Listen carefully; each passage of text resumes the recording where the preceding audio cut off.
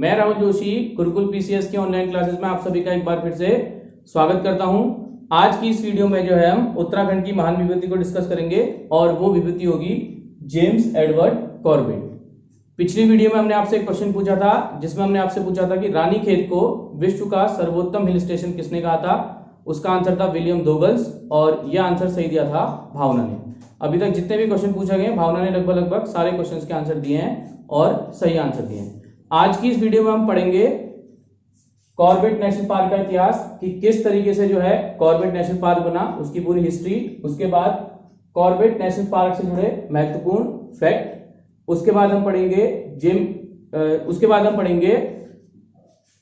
Jim Corbett की जीवनी, उसके पश्चात हम पढ़ेंगे भारत में बाघों की वर्तमान स्थिति, जो अभी लेटेस्ट बाघों से संबंधित रिपोर्ट आई है उसमें शीर्ष राज्य कौन से हैं और उसमें उत्तराखंड का स्थान कौन सा है, और अंत में हम ये भी जानेंगे कि भारत का टाइगर मैन किसे कहा जाता है। क्या वो जिम कॉर्बेट को ही कहा जाता है या फिर उत्तराखंड से किसी अन्य व्यक्ति को कहा जाता है या फिर वो देश से किसी अन्य व्यक्ति को कहा जाता है। तो आज की वीडियो स्टार्ट करते हैं हम। सबसे पहले हम करेंगे कॉर्बेट नेशनल पार्क का इतिहास। बड़ा इंटरेस्टिंग सा इसका इतिहास है।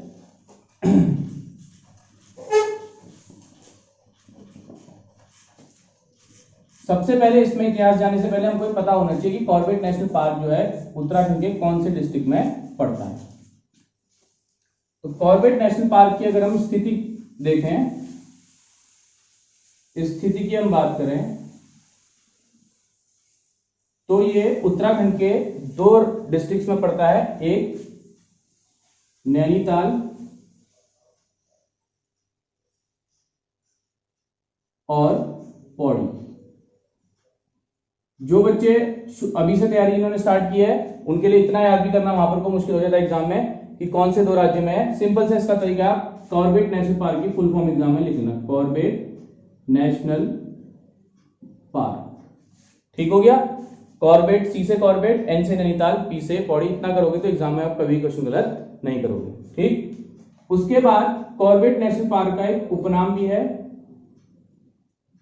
यानी इसको निकनेम बोल सकते हो। इसको कहते हैं बाघों का स्वर्ग।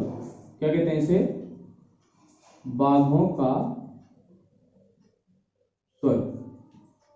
ठीक। ये तो इसकी बेसिक इंफॉर्मेशन थी। अब चलते हैं हम इसकी हिस्ट्री की ओर।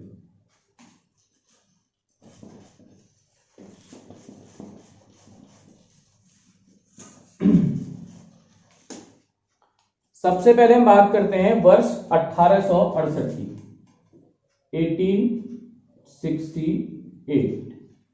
1868 में जो है इसके संरक्षण का जिम्मा, यानी इस क्षेत्र के संरक्षण का जिम्मा जो है वो सौंपा गया वन विभाग को। किसे सौंपा गया? वन विभाग, यानी फॉरेस्ट डिपार्टमेंट। ठीक।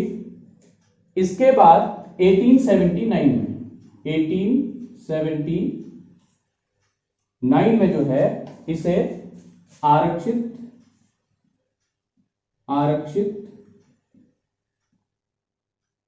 वन क्षेत्र का दर्जा मिला। आरक्षित वन क्षेत्र का दर्जा मिला। ठीक।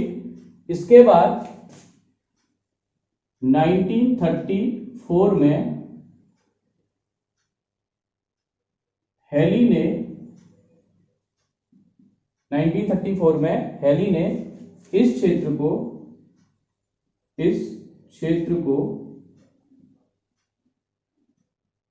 वन्य जीवों के लिए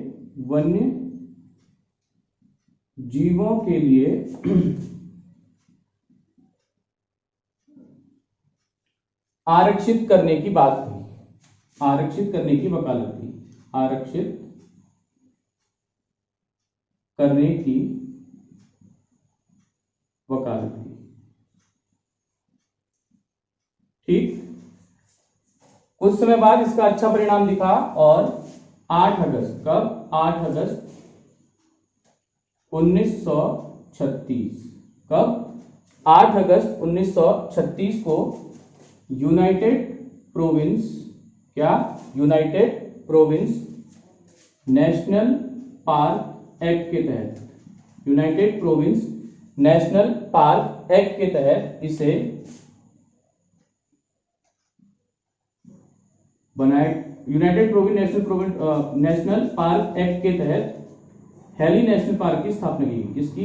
हेली नेशनल पार्क की स्थापना की गई। और यही हेली नेशनल पार्क जो है भारत का पहला नेशनल पार्क बना। ठीक, ये क्या बना? भारत का पहला नेशनल पार्क बना। ठीक,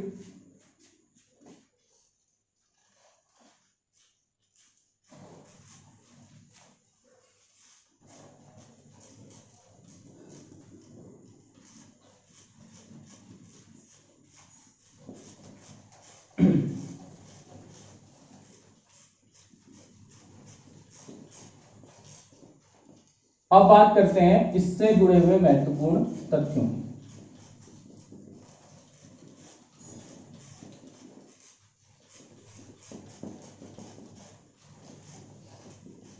इंपॉर्टेंट फैक्ट्स।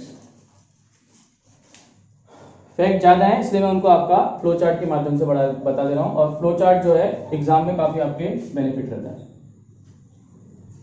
ठीक, सबसे पहले 1936 इसका नाम रखा गया हेली नेशनल पार्क। ठीक, यानी पहला नाम इसका क्या था? Heli national park. उसके बाद 1952 इसका नाम बदल के रखा गया Ramganga national park. Ramganga national park. Heli national park इसलिए रखा गया क्योंकि उस समय जो है यूनाइटेड प्रोविंस के गवर्नर थे हेली। और रामगंगा नेशनल पार्क इसलिए नाम रखा गया क्योंकि यहां से जो है रामगंगा नदी बहती है। ठीक, इसके बाद जिम कॉर्बेट की मृत्यु हो जाती है 1955 में। ठीक, और 1957 में जो है इसका नाम रख दिया जाता है Corbett national park. Corbett national park.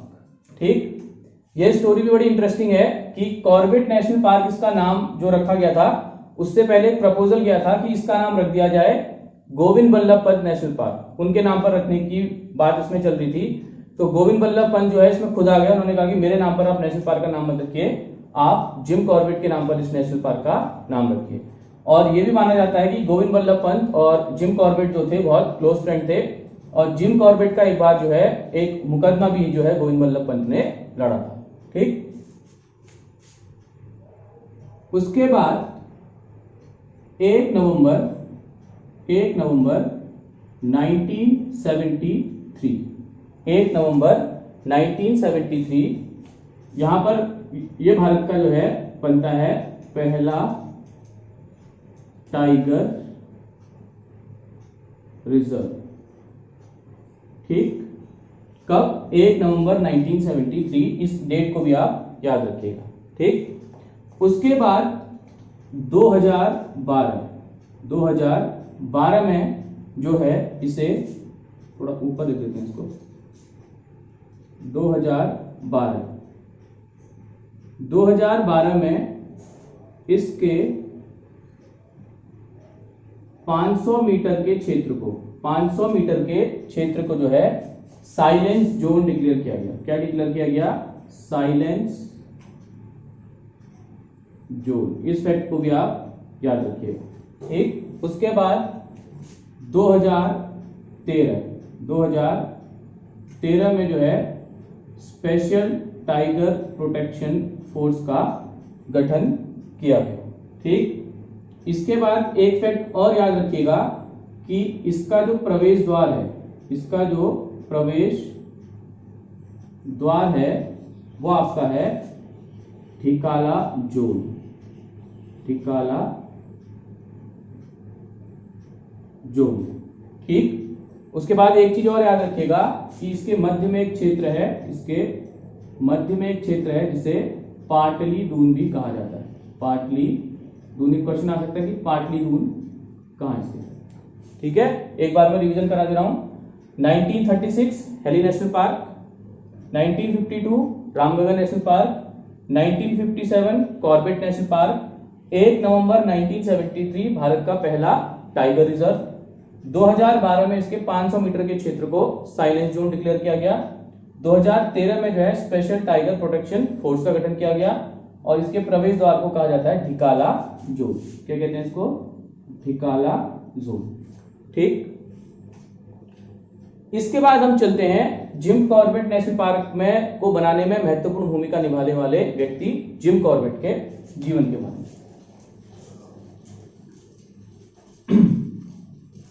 अब चलते हैं हम जिम कॉर्बेट के जीवन के बारे में।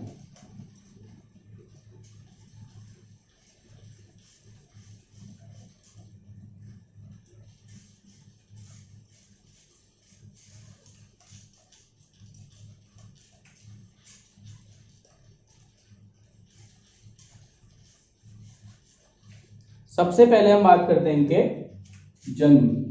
इनके जन्म इनका हुआ था 25 जुलाई, जन्म हुआ था 25 जुलाई 1875 और ये जो थे आयरिश मूल के व्यक्ति थे। कौन थे? आयरिश मूल के व्यक्ति थे। ठीक, इसके बाद पिता की बात करें तो पिता का नाम था क्रिस्टोफर कॉर्बेट। ठीक, इसके बाद माता की बात करें तो मैरी जैन इनकी माता थी। ठीक, और इनका जो जन्म हुआ था वो आपका हुआ था नैनीताल। जन्म कहां हुआ था इनका? नैनीताल। याद रखिएगा इसको, NTL शॉर्ट में मैं लिख दे रहा हूं। ठीक, इसके बाद बात करें इनके निधन की।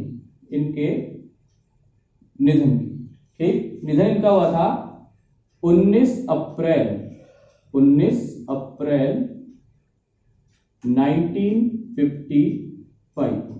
ठीक, और जिम कॉर्बेट जो थे एक पर्यावरण प्रेमी शिकारी और एक बहुत महान लेखक भी। ठीक, 1947 में जब ये भारत छोड़ करके चले गए तब जो है इन्होंने इनके जो घर, इनका जो आपका हाउस था, उसका नाम था गर्नी हाउस। क्या नाम था? गर्नी हाउस। और इस गर्नी हाउस में जो है ये अपनी बहन मैगी के साथ रहते थे। किसके साथ? बहन मैगी के साथ। ठीक, जब ये यहां से गए तो इन्होंने जो है इस गर्नी हाउस को बेच दिया और इस गर्नी हाउस को किसको बेचा? एक महिला को बेचा, कलावती वर्मा। किसको बेचा? कलावती वर्मा। गर्नी हाउस को किसको बेचा? कलावती वर्मा को बेचा। ठीक, निधन की हम बात करें तो निधन जो है वो इनका हुआ था नैरोबी में। कहां हुआ था? नैरोबी, और ये आपकी है कीनिया। ठीक है, अब 25 जुलाई की डेट कैसे याद रहेगी? वहां पर 25 जुलाई भी आएगा, 25 जनवरी भी आएगा, 25 जून भी आएगा, 25 अगस्त भी आएगा। 25 जुलाई अगर आप उत्तराखंड की तैयारी करते हैं, 25 जुलाई की डेट आपको बिल्कुल याद रहनी चाहिए। 25 जुलाई को श्रीदेव सुमन शहीद हुए थे। ठीक है, तो ऐसे करके याद कर सकते हो, कनेक्ट करके 25 जुलाई को श्रीदेव सुमन क्या हुए थे? शहीद हुए थे। ठीक, तो जन्म आपका हो गया 25 जुलाई 1875। आयरिश मूल के व्यक्ति थे। पिता का नाम क्रिस्टोफर कॉर्बेट, माता का नाम मैरी जैन। उसके बाद इनका जन्म स्थान था नैनीताल। निधन हुआ था 19 अप्रैल 1955 नैरोबी। पर्यावरण प्रेमी थे, शिकारी थे और एक लेखक थे। घर जो था इनका गर्नी हाउस था। ये गर्नी हाउस भी कहां था? नैनीताल में था। और ये जब भारत से जा रहे थे तो 1947 में जो है इन्होंने इस घर को क्या कर दिया था, बेच दिया था। और किसको बेचा था, कलावती वर्मा। ठीक, ये तो होगी इनकी भारत के जीवन की बात। अब बात करते हैं इनके करियर के बारे में कि किस प्रकार से इनका जो कैरियर है वो आगे बढ़ा।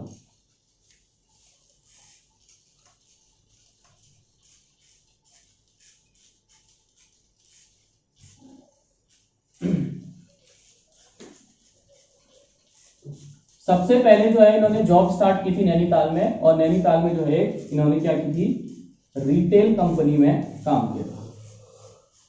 ठीक, तो सबसे पहले जो है नैनीताल में एनटीएल में एक रिटेल कंपनी में इन्होंने काम किया था। क्या, रिटेल कंपनी चलाई। ठीक, उसके बाद जो है इन्होंने जो काम किया वो कहां पर काम किया, रेलवे विभाग में, रेलवे विभाग में। ठीक, इसके बाद इन्होंने ब्रिटिश सेना ज्वाइन की। क्या ज्वाइन की, ब्रिटिश सेना ज्वाइन की। और ब्रिटिश सेना में जो है ये कर्नल और कैप्टन के पदों पर रहे। किसके पदों पर, कर्नल और कैप्टन के पदों पर रहे।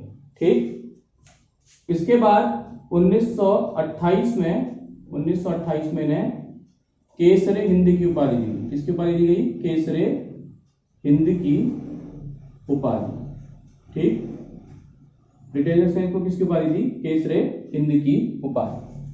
रेलवे में जब ये काम कर रहे थे तो उस समय एक इंटरेस्टिंग किस्सा आता है कि इनके पास जो है एक व्यक्ति आता है। वो व्यक्ति जो है एक तो लोअर कास्ट का होता है, दूसरा जो उसका शारीरिक ढांचा होता है वो शारीरिक रूप से क्या होता है, कमजोर होता है। जब वो इनसे काम मांगता है तो उस समय इनको जब ये काम देते हैं तो सामान इधर उधर करने का वो काम करता है। तो जब जिम कॉर्बेट देखते हैं कि व्यक्ति जो है कार्य नहीं कर पा रहा है तो उस व्यक्ति को अपने पास बुलाते हैं। तो व्यक्ति को जब जिम कॉर्बेट अपने पास बुलाते हैं तो व्यक्ति को लगता है कि आज मेरी नौकरी गई। तो जिम कॉर्बेट उससे पूछते हैं पढ़ाई लिखाई कितनी तुमने की है, तो उसको बताते हैं कि तुमको हिसाब किताब करना आता है। तो उसके बाद जिम कॉर्बेट जो है उसको हिसाब किताब में लगा देते हैं।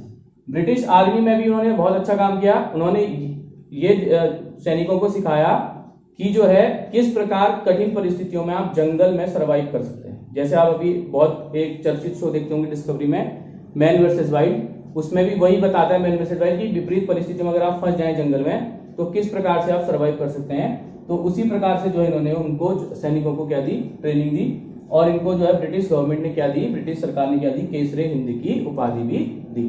ठीक, इसके बाद जब ये कीनिया जाते हैं तो कीनिया जाने के बाद जो है ये एक झोपड़ी बनाकर वृक्ष के ऊपर रहते हैं और इस झोपड़ी का नाम रखा जाता है ट्री टॉप्स। क्या रखा जाता है, ट्री टॉप्स। इसके बाद केनिया में जब ये जाते हैं, केनिया में जब ये जाते हैं तो इनकी झोपड़ी का नाम है ट्री टॉप्स। ठीक, और इनके लिए जो है एक स्वर्णिम अवसर तब आता है जब इस ट्री टॉप्स नामक जो झोपड़ी है इसमें जो है कौन आती है, महारानी एलिजाबेथ। कौन आती है, महारानी एलिजाबेथ। महारानी एलिजाबेथ आती है इनसे मिलने, तो ये फैक्ट भी आप याद रखिएगा। और ये आपकी आती है, एयर तो नहीं पूछेगा हो तब भी ध्यान रखिएगा, 1952। ठीक हो गया। केनिया सरकार इन्हें एक उपाधि देती है, उसका नाम होता है, उपाधि देती है जिसका नाम होता है वन्य जीव प्रतिपालक। वन्य जीव प्रतिपालक। ये क्वेश्चन आ सकता है कि वन्य जीव प्रतिपालक उपाधि जो है कौन इन्हें देता है, कौन देता है, केनिया सरकार। कौन देती है, केनिया सरकार। ऑप्शन देगा भारत सरकार, ब्रिटिश सरकार या कोई और ऑप्शन, और एक ऑप्शन देगा केनिया सरकार इन्हें जो है वन्य जीव प्रतिपालक की भी उपाधि देती है। ठीक, और याद रखिएगा इनका एक उपनाम भी है, ये परीक्षा में भी पूछा जाता है उपनाम, और वो उपनाम आपका है गोरा ब्राह्मण। गोरा ब्राह्मण। ठीक है, इस चीज को भी ध्यान रखिएगा। ठीक, दो चीजें और ध्यान रखिएगा। एक, जिम कॉर्बेट जो है जब शुरू में शिकार करते थे तो ये माना जाता था कि जिम कॉर्बेट जो है जब शिकार करते हैं तो वो केवल जो है आदमखोर बाघों का शिकार करते हैं। ठीक है, तो एक बाघ का नाम था बैचलर ऑफ पावलगढ़। क्या था? Bachelor of Pawalgarh. उसमें जो है जिम कॉर्बेट के ऊपर आरोप लगते हैं कि इस बाघ को जो है जिम कॉर्बेट ने मारा, जो है बैचलर ऑफ पावलगढ़ जो है ये जो था आदमखोर बाघ नहीं था। इसके अलावा एक बाघ और था रुद्रप्रयाग का बाघ, उसको मारने में जो है जिम कॉर्बेट को अच्छी खासी मशक्कत करनी पड़ती है। तो इंटरनेशनल मीडिया भी उस समय जिम कॉर्बेट की आलोचना करती है कि जिम कॉर्बेट अब बाघों को नहीं मार पा रहे। ठीक है, इसके बाद हम चलते हैं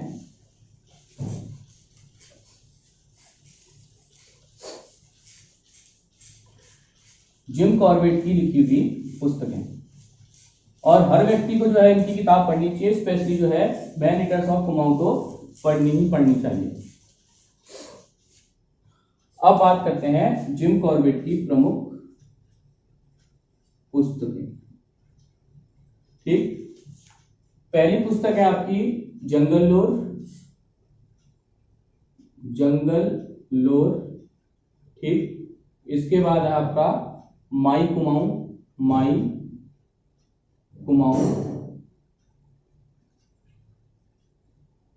उसके बाद अगली किताब माई इंडिया। ठीक, उसके बाद नेक्स्ट किताब मैन ईटर्स ऑफ कुमाऊं।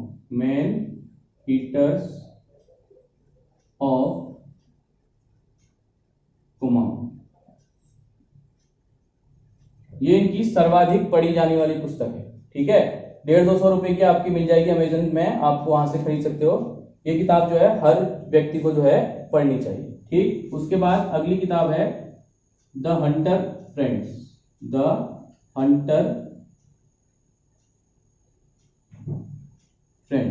ठीक, फिर अगली किताब इनकी है रुद्रप्रयाग का आदमखोर बाघ। ठीक, और अंतिम किताब इनकी थी ट्री टॉप्स। ये कौन सी थी? इनकी अंतिम पुस्तक थी। तो कोई एक किताब जो है एग्जाम में आपकी पूछी जा सकती है। वैसे भी मैंने आपको पहले बताया कि किताबों से जुड़ा हुआ प्रश्न जो है आपके एग्जाम में आता ही आता है। ठीक, अब जिम कॉर्बेट ने जब पहला अपना बाघ का शिकार किया था तो माना जाता है कि उस बाघ ने करीब जो है 1200 व्यक्तियों का शिकार किया था। ठीक है, और जिम कॉर्बेट जो है जब भी बाघों का शिकार करते थे तो वो क्या करते थे, उसकी पूरी बॉडी को एग्जामिन करते थे और अपने घर ले आते थे।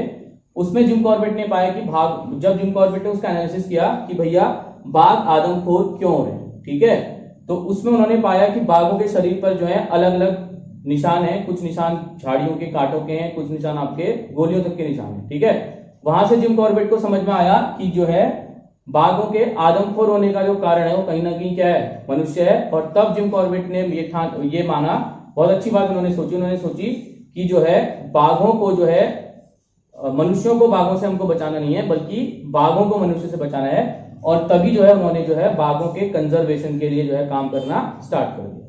ठीक हो गया, और उसके बाद से जो है जिम कॉर्बेट की सोच जो है एकदम क्या हो गई, बदल गई। ठीक,